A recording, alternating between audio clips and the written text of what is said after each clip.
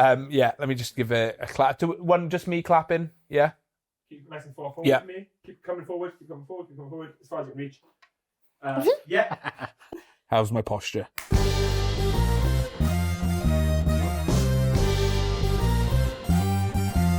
Welcome to the Concourse, episode 1, the first ever edition of this new spangled video podcast in the lovely setting of the Canopy. We've got some big names with us for some big football matches ahead of us. We've got commentator, journalist, Wales Away veteran.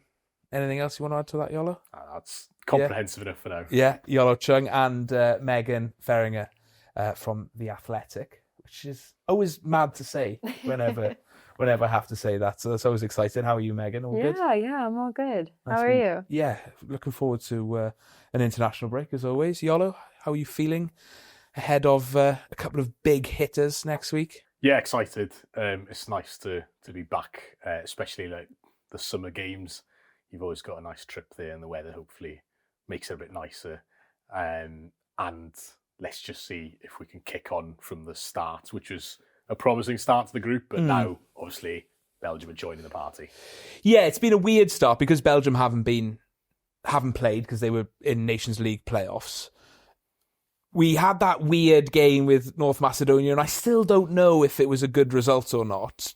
Like, with that retrospect and hindsight, Megan, do you think drawing in Macedonia is a little bit of a problem now, or will we see in the next few weeks how it looks? In the 89th minute, I would have said absolutely. But then in the 96th minute, I was like, no, this is great that we've managed to get a draw out of here, because that could have been far worse. So I guess in retrospect, when you look at the whole thing, it's disappointing that Wales didn't do better, but also away to North Macedonia, it felt like a possible banana peel for Bellamy and sort of like not the early stages, but kind of like the middle ground of his early tenure. So they didn't do it, but also the performance was good. I think that's what was most frustrating is Wales actually had chances, or they had, some chances. I won't say that they were amazing, and they just didn't put the game to bed and sort of left the door open. So I think potentially North Macedonia could be one of those moments you look back on the Wikipedia page and it's like, this is where Wales kind of screwed up a little bit. Yeah, and I guess, Iolo, it does mean that it puts a little bit more pressure on this Belgium game. Because if we want to qualify automatically, which should be the aim, we've got to win the group, which means we've got to better Belgium. And I think without that draw in Macedonia, we could probably have afforded to draw in Brussels. But it does feel like if we're going to win the group, we've probably got to beat them now in Brussels. I'm not so sure about that because, you're right. We've got to get a better record against Belgium. So we've got to probably beat them and draw them. But that would give you, say, a 3-point cushion, gives you one freebie, basically. You can drop points somewhere else if you beat and draw Belgium. We've already done that. So we've kind of used that get out of jail free card. But that might actually be the one that we needed. It could turn out to be a point gained rather than the 2 points lost, if you know what I mean. Obviously, that's all predicated on us beating and drawing Belgium. Like you said, you're not going to win the group unless you do that. Yeah. So it's all... But with that in mind, you can afford one draw somewhere, which we have already used. So you can't, for example, use your freebie again away in Kazakhstan or something tricky like that. Yeah. But I don't think it makes Belgium away a must-win. Oh, that's interesting. In my mind, I think I was still a bit like, we probably got to go and win in Brussels. And to win in Brussels obviously would be incredible and would be a huge statement of intent. And obviously we're 8 games into Bellamy's spell now as manager. We've sort of gone through the early Nations League games where he was looking at players. We're starting to see, a consistent core of players in his starting 11. But Belgium, it feels like the biggest test he's had. We've played nations that are maybe a similar level to us or weaker than us in the pecking order of international football. It does feel like Belgium now is that game. So how have you found Bellamy so far and his tenure? I would say I'm trying to stay tempered because I like to run away with things and get very excited. And Wales has taught me that that's a bad thing to do. So I think it's positive. I don't think a lot of people thought we'd be 8 games in and undefeated. I mean, it's worth mentioning who the competition has been. So I think that's where the tempering does come. But equally, Wales have also been without key players throughout some of that. So Bellamy has had to deal with curveballs finding different solutions to different things, Ampadu being out, for example. And for me personally, I don't think Page had to deal with those curveballs as quickly as Bellamy has. So Bellamy's had to figure that out while also changing style, making sure he's incorporating new faces, getting away from the whole transition of it all. We're going to use that word. So I just think right now it is positive, and that's good. And I think it's still a huge ask to get to the 2026 World Cup. But for right now, I think just looking at it and having smiles on everyone's faces should be the status quo. I think if anyone's frowning right now, let's just take a step back and think about where we're at. Yeah, because I think if you're having any doubts about how things are going so far, which I don't think people are, we're 8 games unbeaten, but just remember where we were at this point last year in that low ebb of the end of Rob Page's era. And actually, I think that reminds you, okay, it can get much, much worse than this.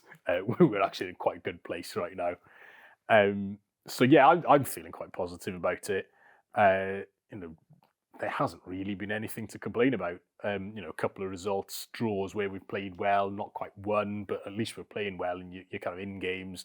There was a bit at the start, there's a couple of games like the one away in Montenegro where I felt like he was just trying to play nice football in the most horrendous weather. And you think, okay, can you be a little bit more pragmatic here, please? Yeah. We just want to win.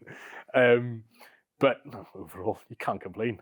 No, and when you put it in perspective like that, you mentioned we are a year on from the international break that saw the end of Rob Page out in Portugal against Gibraltar and in Slovakia. It sort of feels like such a long time ago now that was the case, and we have progressed a huge amount in that time, and I think it's quite easy to forget that. I think mostly because people want to forget that. Yeah, yeah, and I feel like I'm enjoying watching Wales again now. I feel like there's an excitement to the way we're playing and the players and the system, and it just feels like anything can happen, and I'm going in with expectation. Whereas towards the end of that last era, it was a bit like, oh, let's just get through this. It was always that sort of dread about watching Wales because all we wanted to do was get to the Euros, and obviously it didn't happen. So it's quite nice to have that freedom again now. Just enjoy watching Wales. Before we get into the nuts and bolts of the games to come, the squad's been announced. I think arguably it's probably one of our strongest squads that we've named in such a long time. Ampadu and Wilson are back. How important are they to the whole dynamic of what Craig Bellamy's trying to do?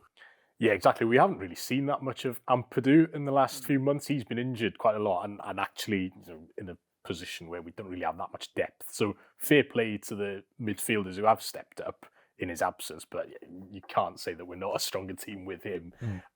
Harry Wilson, I think, quietly has basically become our best player in the last 2 years. Yeah. And I don't think there's any question about that. The kind of important goals he scored, and it's nice to see him actually kind of take that responsibility on and kind of drag Wales along with him, because we kind of missed that. Obviously, Bale used to do it, and we've kind of lacked that, I think, since he's retired.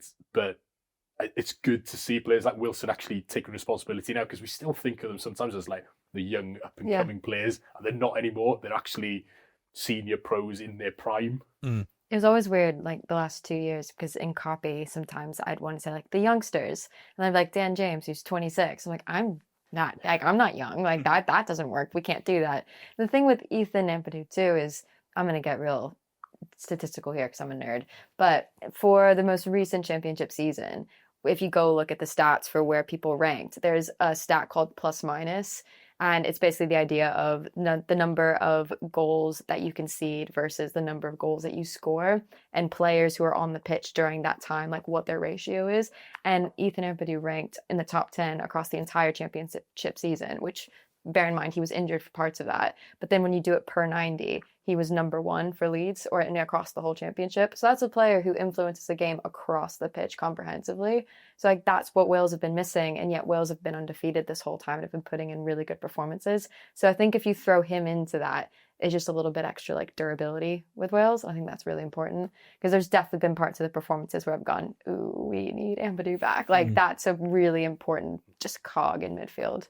Yeah, 100%. I think it's obviously an area where we've lacked a little bit over the last few years, and Joe Allen came and is now gone again, so we've lost that. And Charlie Cruz come in as sort of support, I guess. But the other sort of big name headline induction into the squad is Ronan Capacchio, young fullback from Cardiff. Bellamy, clearly a huge fan, tried to sign him when he was at Burnley, has spoken quite highly of him, had a few games for Cardiff towards the end of that terrible championship season.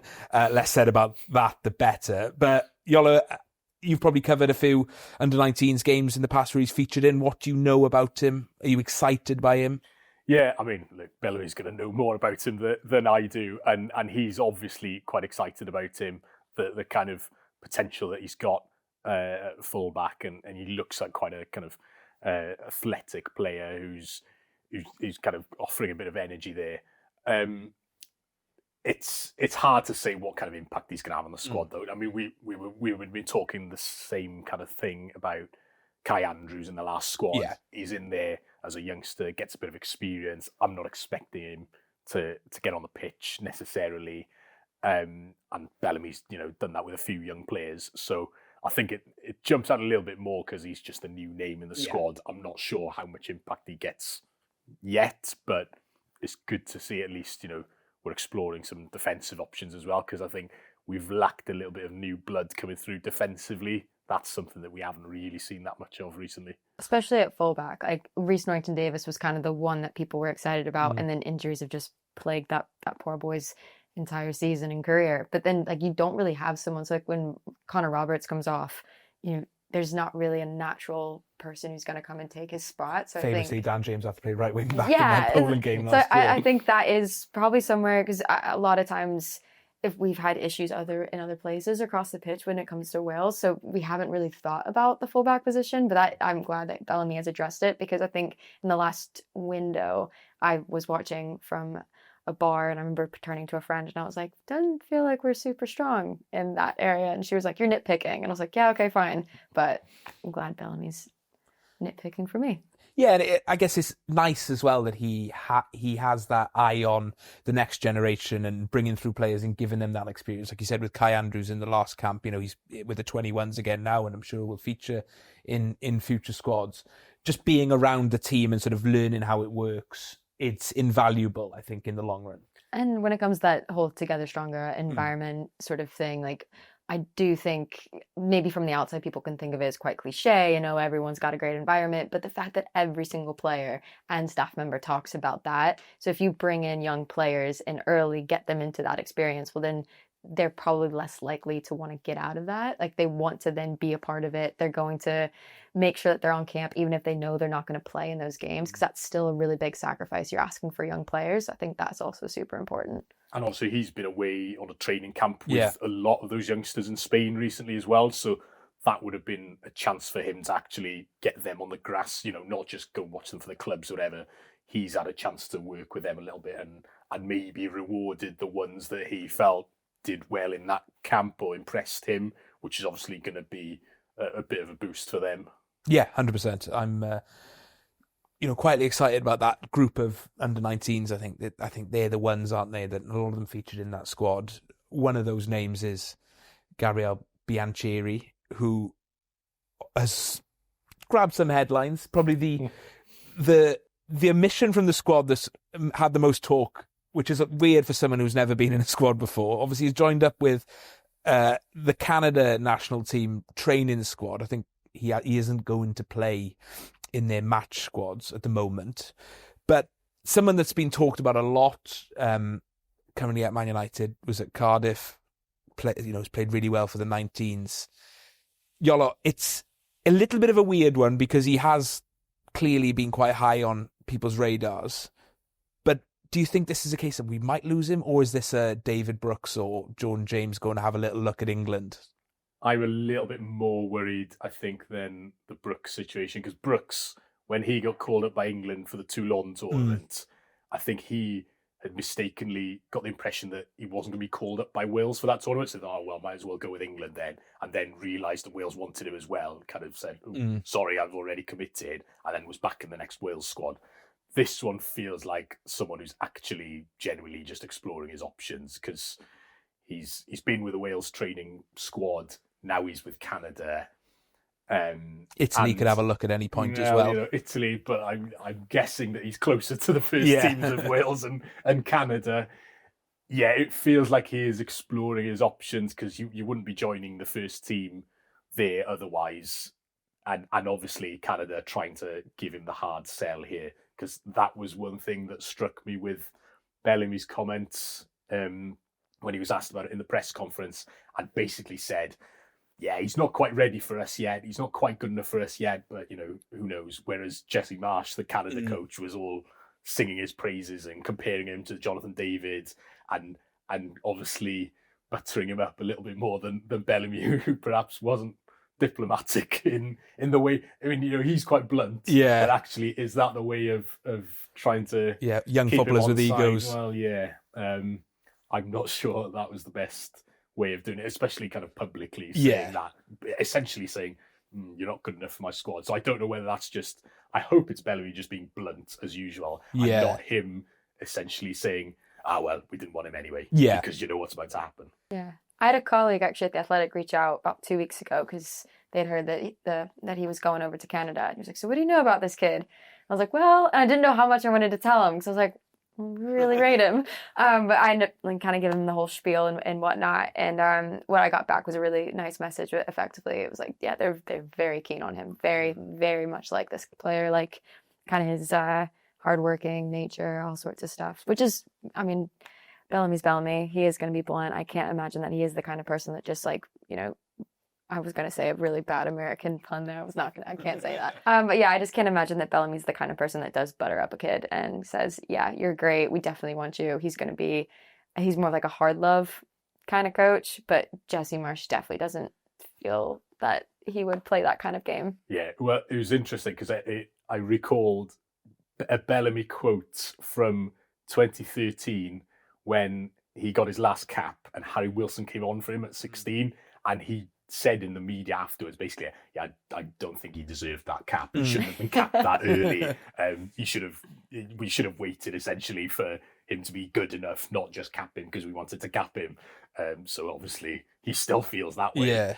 And is obviously happy enough to say that. And I think too, the fact Canada pretty regularly does qualify for major tournaments. You know, Wales have just failed to qualify for the Euros. So if he feels, okay, I want to play regularly, and Wales have just not qualified for Euro 2020.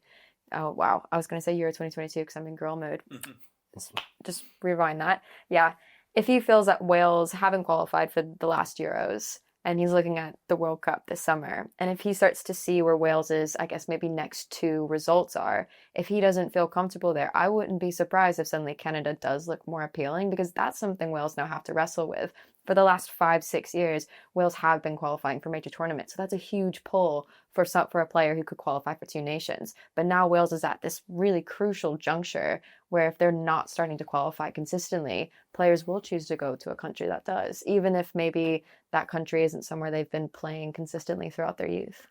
Just feel like he's going to get his first cap for Canada against us in September. Well, that's the thing. There's almost like an arbitrary deadline here. He has to decide, because both sides, or certainly one of them, might want to call him up in September, and he can't really play for one and then decide later on that he wants to switch it. It's going to be awkward, isn't it? But it would be also awkward if he picks Canada and then he's in that squad and then turns up in Cardiff, his hometown, and I don't know what kind of reception that would get from the fans. Yeah.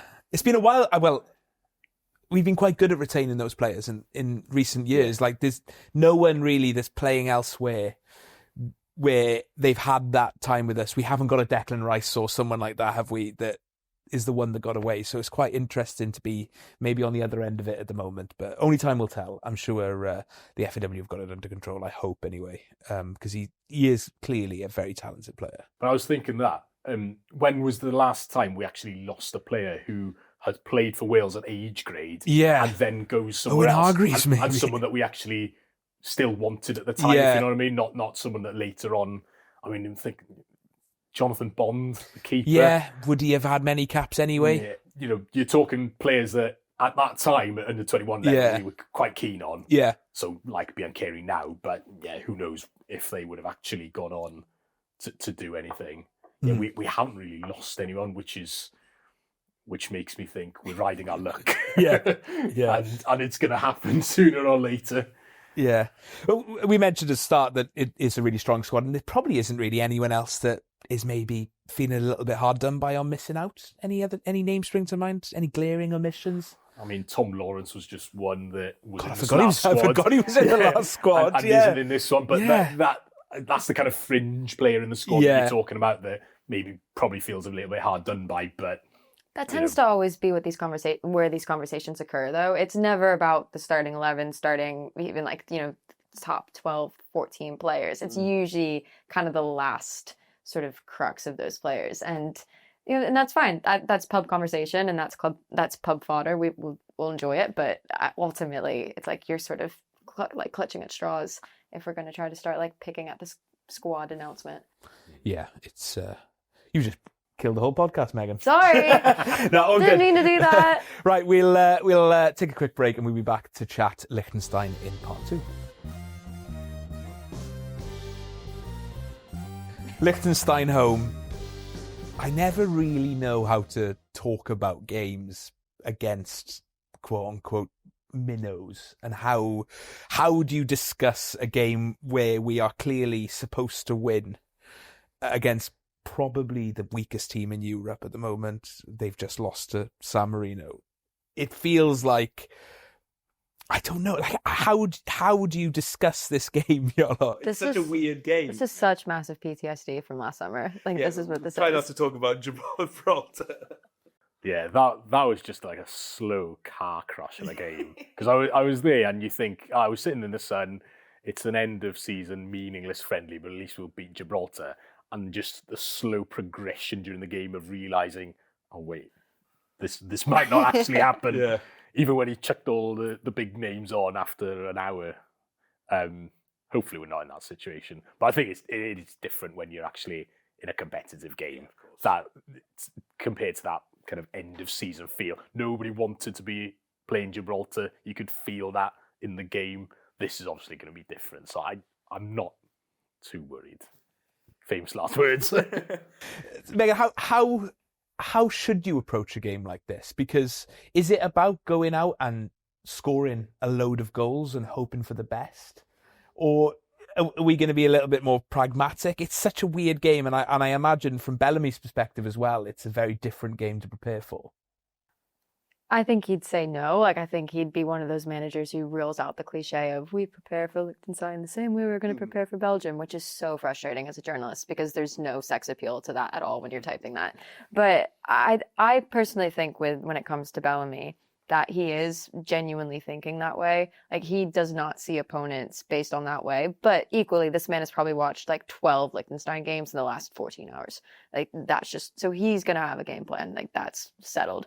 But he's also been, probably since the beginning of his tenure here, he's tried to establish that Wales cannot go into games thinking in this sort of paranoid state of, we are supposed to beat them, but we probably won't beat them because we're still totally feeling like imposters in this scenario. And I think he's really trying to get rid of that. So going into it, that's where I think his mindset is going to be, is trying to really get to the players the idea that you should win this game. So go out, perform, win this game.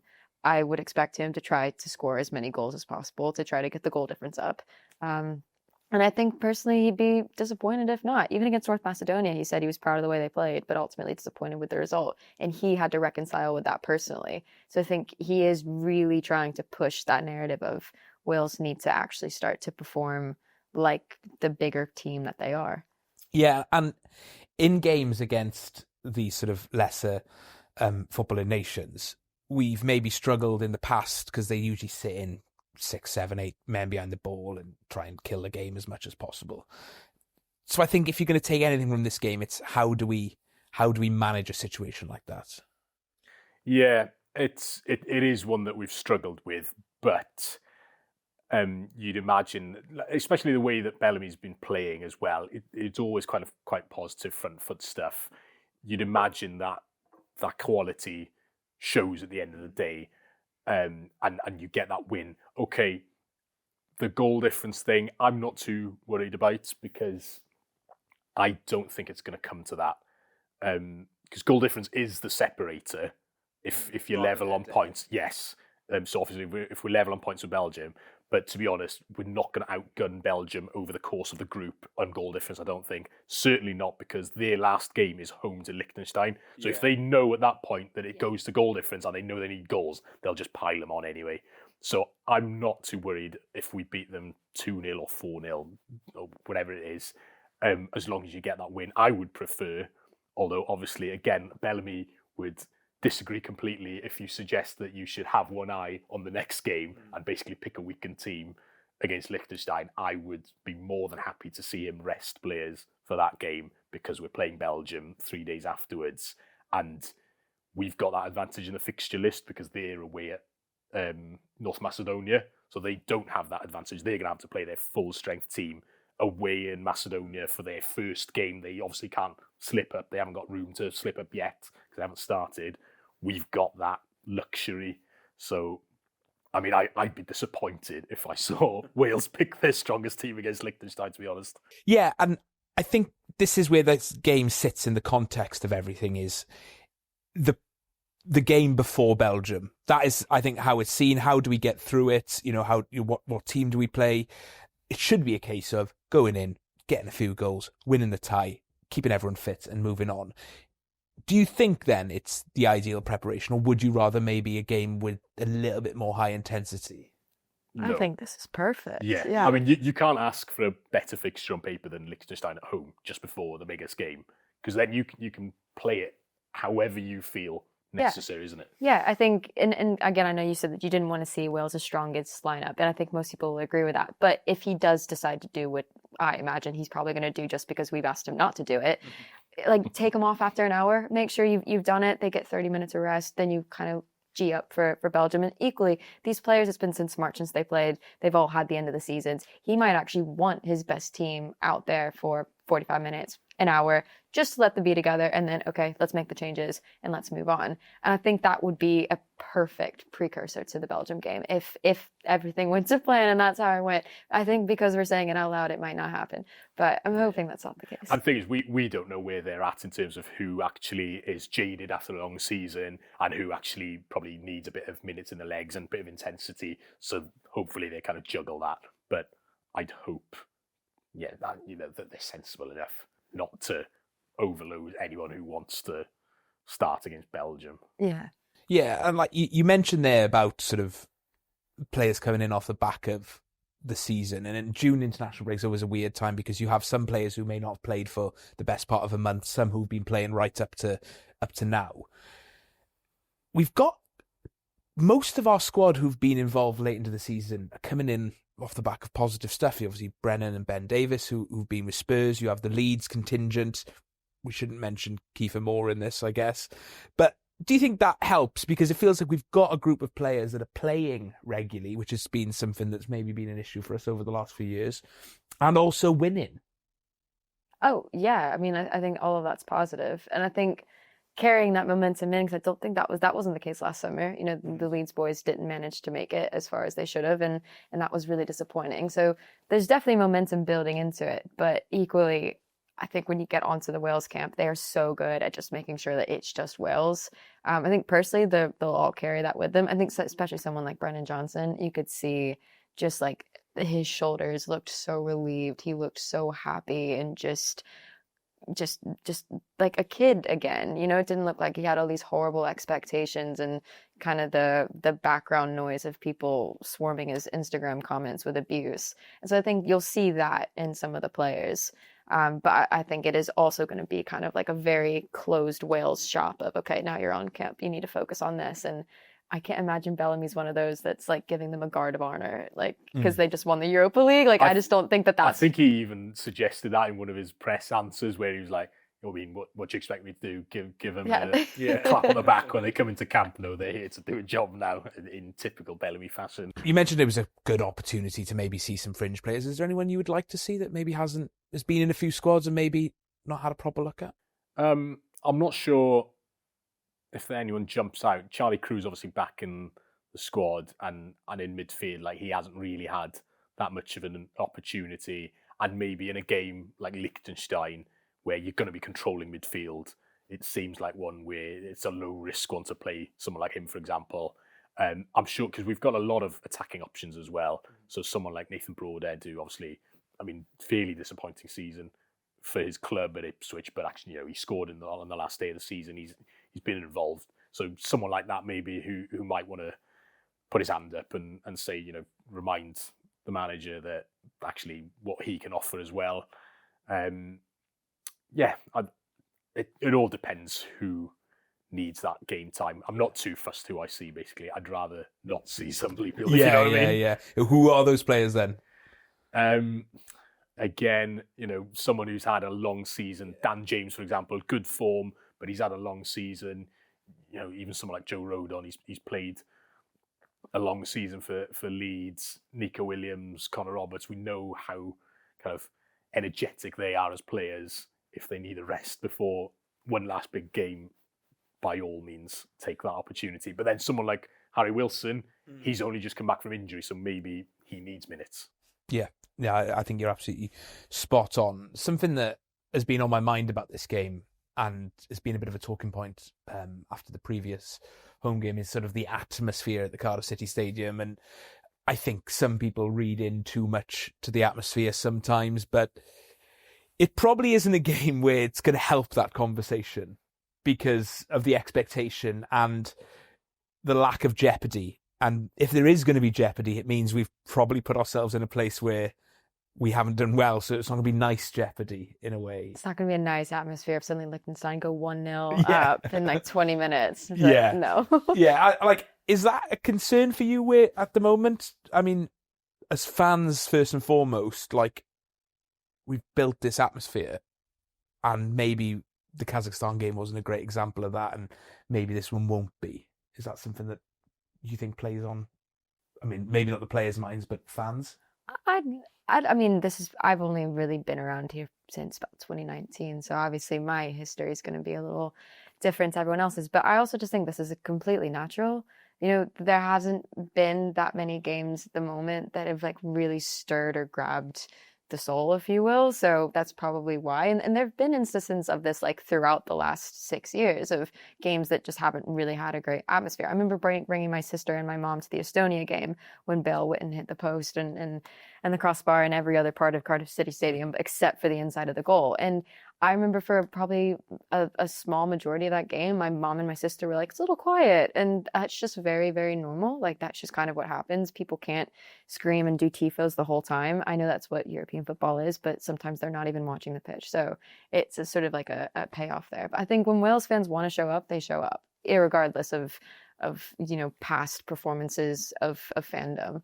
So I wouldn't personally be super concerned. But again, I've been here since 2019, so I wasn't there in like 2010 or 2001. Oh, I can tell you, it was a lot worse. I think the last time we played Liechtenstein, I'm sure, was a lot worse. I think 2008 or 9, wasn't it, in the Millennium Stadium? I can't imagine there was much more than 15,000 there. It just feels like since that moment, obviously Wales fans have evolved past that, so it doesn't feel like it's ever going to drop to that level again. So maybe there's a slight drop and there's a slight ebb, but I personally don't think it's something to be super concerned about. I mean, there is an element, I think, of it. You know, maybe there's a bit of stagnation there in terms of the atmosphere, but I don't think it's that noticeable. Because you know, sometimes you kind of exaggerate something in your mind, thinking that go back 5-10 years and the whole stadium would be singing from minute 1 to minute 90. That didn't actually happen. Yeah. Yes, there were really good atmospheres at certain games. But one thing I think does hold some water is the kind of song list has got a bit stale as well. Oh yeah, the songbook is empty. Complain about that. I think it's that was one of the things that kind of kept the crowd going previously.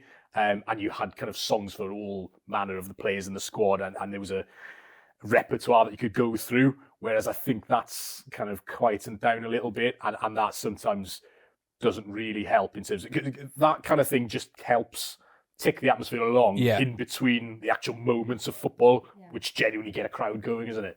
Yeah, and I think what will get a crowd going is putting a hammer in on Liechtenstein. I like we did it against Belarus, but we haven't really done that to many teams. But when you look at Liechtenstein's recent fixtures, yes, they're losing to the likes of San Marino. I think they did beat Hong Kong recently, but the rest, they haven't really been hammered in the last couple of years. I think the last big hammering was a 7-0 defeat to Iceland in 2023.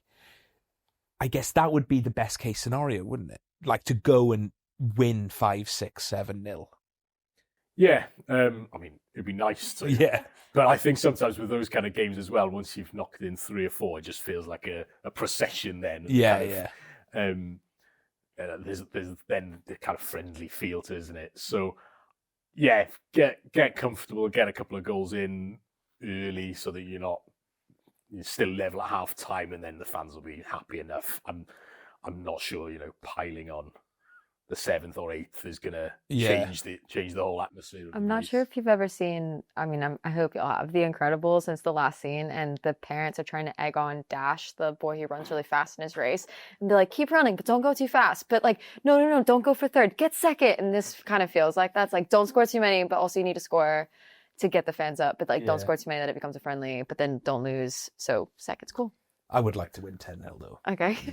Well, I don't think I can't think we've ever scored that many against the team. No. We don't really do that. I think 5 is probably the most I've ever seen us knock past the team. It was 5 in China, or was it 6? 6. It was 6 in China. Actually, that's the biggest win That's the biggest win in recent modern memory. history. Yeah. This is a crazy evolutionary conversation, because at the start this was, don't know if we should be talking about like trying to beat minnows. I think that's bizarre. Like we haven't beaten any of the minnow teams. 6-0, but we've beaten like what was the world's most populous nation at the time. Yeah. Greg, you had your hand up there in the back there. What did you want to say? Yeah. Our biggest ever win was 11-0 against Ireland in 1888. So there we are. Can we break that? Can we break what's that? 125 years ish? No, that's 135 years. 137? 137 years. There's some terrible mental maths going on the show, but that would be I nice. never did more than pre-calculus, just to let everyone know. Our old friends next, Belgium. 9 games since 2012, and they are at our door once again and in our way of qualifying. Almost 10 years to the day since we beat them in Cardiff on our way to Euro 2016. Don't know if that's a good omen or not. Megan, it's the toughest game in the group on paper. It's the game that I think everyone looked at as soon as the fixtures came out. Except for Bellamy, apparently. Yeah, it's always the next game with Bellamy. How are you feeling about it right now? We'll have 9 games with Bellamy by then. We'll know a little bit of the dynamics of the group. They would have just come off a game against Macedonia. What are you making of this whole game? I just think it's a litmus test. I think this is the credentials of Wales, where they are with Bellamy. And let's just say that Belgium do win on Monday. I don't think suddenly it's, Wales are done, Bellamy project is ruined, there's no point, la. Like, this is still a work in progress. So I think for me personally, I want to see Wales competing, not just sort of, thank goodness we've grabbed it in the 94th minute and we've saved ourselves and that's brilliant. I think a real positive performance under Bellamy against Belgium, I think that is a true sign of progress and a true positive result. If Bellamy can get that out of him, great. Because I think this is something that maybe I'm still trying to kind of wrap my head around, is when you look at the squad list, yes, there's Brennan Johnson, yes, there's Harry Wilson, yes, there's Ethan Ampadu, but it still doesn't scream out, there's our star, that's him, that's there. So Bellamy's still trying to turn like a very sort of a middle average, slightly above average squad into like a stronger unit, a stronger sum of its parts. So if he can do that against Belgium, I will be very much firmly 100% on this Bellamy train, probably driving it. Like, that would be awesome. Yeah, I like you said, it is absolutely a litmus test. And when the group was drawn, obviously, it was between Belgium and England at the time. And I think they were the two in that top seed that no one wanted. I think we definitely got the better of the two. They're not the Belgium of the past, but they're definitely not a bad team. They've had a few iffy results in the last year. that weird playoff with Ukraine in March where they lost the first one 3-1 and then won the second one 3-0. You know, they still got some household names in that team. Obviously, the old heads, Kevin De Bruyne, Lukaku, etc., and then some of the new sort of stars, Tielemans. We're going to forget all of them now off the top of my head. Romeo Lavia, Doku, De Ketelaere. They're better than us on paper, but are they a better team than us, Iolo? I mean, they've always been a better team than us on paper every time we play them, but that doesn't always translate on the pitch. And I think that's something that maybe we need to play up to here, because like you were referencing there, getting Belgium in this group, quite a lot of people would have thought, here we go, Belgium again.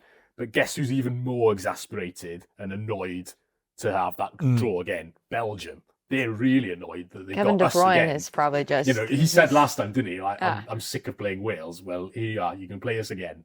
So actually, I think we need to spin that around and actually embrace that and think, you know what? Yeah, come on. You're going to have to play us again and make that awkward for them, which we have. And like you say, you're looking at that Belgium squad and there's only very few players still left from that spine of the golden generation, the ones that we obviously beat back in the day as well. So we're not as strong as our 2016 squad maybe on paper. They're certainly not that strong. Again, like doesn't mean we're a better team than them. They're obviously on paper stronger, but it's just one of those things that you can kind of remind the players and know that they're going to have that little seed of doubt in their mind as well. Oh, it's this lot again. They always make it awkward for us. And even the games where we've lost against them, we haven't been battered. No.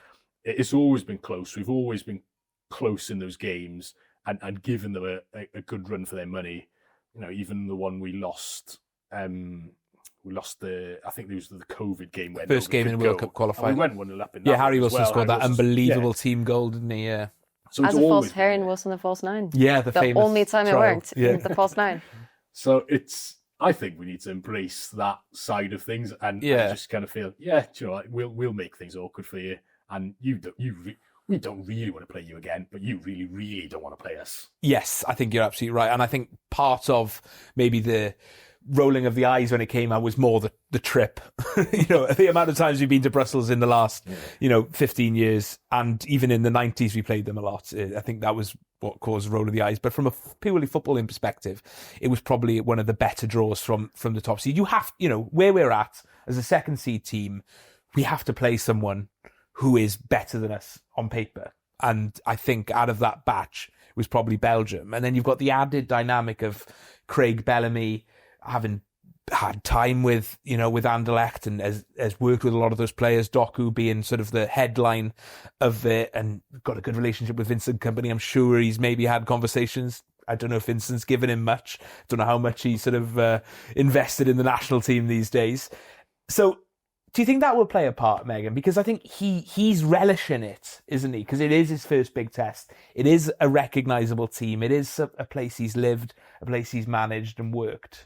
So I think he's quite excited by it. And I think an excited and engaged Bellamy is the sort of what you want from him. I think deep down he is absolutely. In his press conference, he did not show that whatsoever. When he was asked about Belgium, he was like, we need to talk about Liechtenstein. I'm not talking about this. I'm not talking about this. But I think deep down, he is really excited about playing Belgium and also being able to prove himself, I think because this is a competitor. He is probably the fiercest competitor that a lot of people have ever known. And so to be given this test, he probably knows people are already writing him off going, oh, okay, like you're potentially going to be 9 games unbeaten. 10 is too much of a stretch, especially up against a team like Belgium. And to go off your point when you were saying Wales have never really, like they've always been a difficult, sort of annoying team for Belgium to deal with, but we haven't been that team under Bellamy. So how Wales under Bellamy, what kind of annoyance will be for Belgium, I think that'll be really interesting too, because it's a different kind of style that Bellamy plays. So yeah, I'm fascinated by that element. But I do think he'll be excited to do it. I think he'll be excited to prove a lot of people wrong. Because I think right now, people are sort of side-eyeing Wales, being like, that's interesting, but you've not done anything yet. And I think this would be sort of the big splash for Bellamy, if you will. Yeah, it would definitely get a lot of people's attention, I think. And in the whole scheme of qualifying, like we mentioned earlier, to win in Brussels would be game changing. How do you think Bellamy will go about it? Will we see him take the game to Belgium? Do you think he might be a little bit more conservative, or how do you see him setting up? Yeah, I mean, he wouldn't say that. He wouldn't say that, oh yeah, I'm going to park the bus here and actually change my style. He'll insist that. But I think he's more pragmatic than he lets on. I noticed as well the North Macedonia game, because he's been playing 4 at the back for most of the time. It looked a bit more like a 5 with wing backs, and it felt a little bit like him testing the waters in terms of, right, maybe this is the shape that I'm going to play in difficult big away games like Belgium, that he's already tried to play around with that. So I'd be happy enough if he tweaks it a little bit. And we've had success playing against Belgium in that system where we kind of maybe sat back a little bit in that solid shape, but also you've got freedom then to go and counter. We've got fluid attackers in that front 3. We've got wing backs who will happily bomb on and support them. So, playing 5 at the back or go into that wing back system doesn't mean sitting back and being defensive. It just means kind of trying to prey on Belgium's weaknesses. Yeah, and I don't know enough about Belgium to know what their weaknesses are. So in terms of looking at our squad, I think most of the positions are starting to pick themselves these days. I think probably 6 or 7 of that 11 we could probably reel off now. Darlow in goal, Rodon, Ampadu, Wilson, Nico, probably Connor Roberts. I guess the big question marks have been about the attackers and how he goes about setting up the attack. Now, there's obviously Kiefer Moore is I don't want to call him the ugly duckling because he's very much not an ugly man, but he's the one that maybe doesn't suit the sort of technical passing and moving style of Bellamy. But when he went long in Macedonia and he knocked it down in the box, it caused carnage. And then you've got Wilson back in the mix. You've got Brooks. You've got Brennan Johnson, who's been playing as a 9 under Bellamy recently and probably hasn't worked. And then you've got Cullen, who's had games, Mark Harris, Nathan Broadhead. I'm probably missing people here. How do you think he sets up? Let's say there's 3 attackers. Obviously, I did mention Dan James as well. That is probably the big quandary. And I think who he chooses will say a lot about exactly how the game's going to go. I think if Kiefer starts, I think it would suggest maybe a bit more of a pragmatic, get men behind the ball, use Kiefer as an outlet. If Brennan starts, then maybe I don't know. And I'm not convinced as Brennan as a 9 either. I don't think we've seen anywhere near the best of him. So if it was you, Megan, if you were picking that team, what players would you like to see starting in the attacking areas? I hope Bellamy doesn't watch this, because then if I ever ask a question, he'll be like, you have no duty and right to be asking me anything. I'm trying to put my Bellamy hat on, because personally I would probably go slightly more pragmatic. There's that urge, because mostly just historically I'd say that. But if I'm Bellamy, I'd probably try to play the way that I've been playing. I'd play with a fluid front 3. I'd have DJ, Wilson, and I'd probably start Johnson, only because of the momentum that he's got with him right now. And I think those are your front 3. I say that now. He probably will not do that. He will do the exact opposite, because every time I've predicted what that man has tried to do, he's done nothing that I've ever imagined. But also, just to go back to a point real quick about, we were talking about systems and how he plays and back 3, back 4.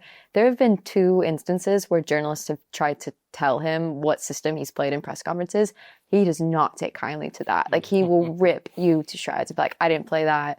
It wasn't a back 3, it wasn't a back 5, it wasn't a back 4, it was a back 19 and a movement of a circle or something. Yeah. And it's just quite funny. I just really enjoy that. I think that's one of my favourite things now. But I said earlier about enjoying watching Wales is trying to figure out what the hell's going on. The squad, one moment you've got Connor Roberts playing in this position, and then he's on a different part of the pitch, and then Nico's doing this, and then who I thought was playing centre backs playing in centre midfield, and I think that's quite exciting because I have no idea what's going on. Yeah. And I would just like to see our best players on the pitch. And there's almost too many players for the positions. I think we've not even mentioned Sorba Thomas, who's featured a lot under Bellamy. And he's again, really liked him too. Yeah, and maybe will feature in this, especially if it's more of that sort of wing-backy shape. What do you think on the attacking lineup? What would you like to see?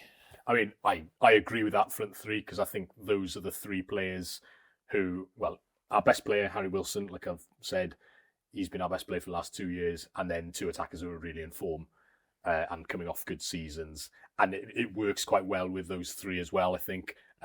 So, like, you know, if we're second guessing and maybe saying that he's going to pick something similar to the Macedonia one, that would be wing backs, three at the back probably. So Zemepa might come in. So then you've only got your front three, and then two in midfield. I'd be perfectly happy seeing that front three, because I think it can cause Belgium problems. And again, you look at the squad they've got, and this Thomas Meunier is still there. You know, Wout Faes, who's the centre back at Leicester. You know, I was going to say he's rubbish, but he would probably come back and bite me. Our front, the mobility that you get from our front three could cause them problems. I mean, maybe that's the way to try and get around them. You don't just go man for man and stick Kiefer Moore up there. Yeah, he's a good plan B, but he is a plan B, and I think we all recognise that at this point, that obviously that's what Bellamy thinks as well. That's also a great plan B to have, because I think even for someone like Bellamy, who's probably a little more philosophical when it comes to the way he likes to play, you've got philosophers in football who refuse to even have a plan B. The fact that he actually has conceded to having one, and it's Kiefer Moore who's sort of like the anathema of what plan A would be, I think that's actually pretty great. I think that should kind of be praised a little bit, especially in an age of Ange Postecoglou's and whoever, that, like, you know, he just did a plan B and it worked. So I just think that should be mentioned. Yeah, Iolo, you sort of rattled through probably how the team's going to look, and I guess the other big decision is in midfield, a place where we've been weak. He's used quite a lot of players: Josh Sheehan, Jordan James. Ollie Cooper has had games in there. Harry Wilson has played deeper when needed. Obviously, Ampadu's back, so you sort of assume one of them is going to be Ampadu. In the past, he's used Wilson deeper to allow an extra attacker. Probably wouldn't be the case against Belgium. Wouldn't be surprised if we see that against Liechtenstein. Jordan James has been someone he hasn't really given, like, he hasn't given him the ball and let him run with it, in metaphorically. But his impact he had in the two games in March, it feels to me that he deserves to start this game. Do you think, Megan? I mean, I'm a Jordan James fan. If my Twitter account could be just a stan account for Jordan James, I'm pretty sure it already is. I just think he really has stepped up, and he's still really young. But when he's alongside Ethan, I think that midfield really works. I think it's really stable, especially against someone like Belgium, which if you do the back three and you play with the wing backs, you need that really, really core midfield. And I think that's the best option is Jordan James and Ethan Ampadu alongside each other. So for me, it's kind of a non-negotiable. When Ampadu was called back up and you've got James in the squad, it's like, cool, that's your double pivot. That's the way it is. Again, though, I am not Bellamy, and I'm sure if he ever watched this, he'd just be like, cool, I'm not going to answer any questions in the press conference. No, I mean, I completely agree with you on that. But I would say Josh Sheehan has done an admirable job. He has been fantastic. Actually, yeah. And someone who's stepped up from League One, where you think, okay, what are you actually going to offer at international level? And he's shown that actually he can. He's tidy on the ball, but he's also got a bit of that bite as well that you need in midfield. He's kind of offered. He's really filled that gap that we kind of missed with Ampadu being out. So he's certainly someone who's kind of earned his place, kind of pushing that starting 11 really. Yeah, and I guess Bellamy does reward that. Like, I think he's a very, what's the word I'm thinking of? Anyway, yeah, but Bellamy does reward people who play well, and he remembers that. But I also don't think maybe he's like too loyal. So I think that'll be really fun to see this. Like, does he give Sheehan the nod for Liechtenstein, and then does he go, okay, I want the two of you, then Ampadu and James against Belgium, and then do we start to see that as, because then if you have three players who can then rotate, well, then that's kind of a blessing too, because Ampadu, like we say, he might just be exhausted. He's had a busy time winning playoffs winning leagues and putting cones on his head and all sorts. Yeah, well, I hope it finishes. It's a nice way to finish the season with him with a positive result out in Belgium. Before we wrap up, I'm going to get the big score predictions from you both across the two games. Iolo, I'll start with you. How do you think it's going to go? Liechtenstein, I think you're looking at a comfortable victory, but I don't see us scoring that many. We don't tend to do that. I'm going to say 3-0. And then Belgium, I just think that maybe we've ridden our luck a little bit in terms of not lost a game so far. There have been games where we've come close to doing that, and I include the Turkey ones in the Nations League as well. So I'm erring on the pessimistic side and thinking maybe Belgium sneak it 1-0, because I'd be delighted if we got a draw out of that one. Yeah, I think I'm with you. 4 points from this international break, or as long as it's a win against Liechtenstein and a draw against Belgium. If it was the other way around, then it would be a nightmare. Megan, what do you think? I am going to go win comfortably against Liechtenstein. Part of me wants to say 3-1 because I just think we're going to have like something's going to happen. I don't know. I just feel like there's going to be some sort of silly thing that occurs. So I'm going to go 3-1, just like a moment to remind everyone like where we're at. And then I think it'll be 1-1. I think it'll be 1-1 for Wales and Belgium. Okay, I'm going 4-0 against Liechtenstein and 1-1 as well. I think probably not quite confident enough to say we'll win in Belgium, but God, it would be nice. 4,500 Wales fans drinking ridiculously strength beer. Yeah, well, I mean, that's the perfect trip for them as well. Yeah. I remember looking recently, and you saw that I think more than half those fans who are going without any kind of loyalty points previously. Yeah. So it's obviously, and we know this, I did it myself. It was my first ever Wales away abroad, and it's the perfect one. It is for fans. Entry level Wales away starter pack for Wales away. Easy to get to, beer everywhere, friendly Belgian fans. It's just that atmosphere. So I think we're going to see. It's going to be interesting because I think we'll see a lot of new faces there. I don't expect to see many familiar faces, if you know what I mean. Yeah. Because I know a lot of fans who have been going a lot of Wales ways over the last few years who maybe are skipping this one because actually there are other trips in this group that will cost more and use some leave.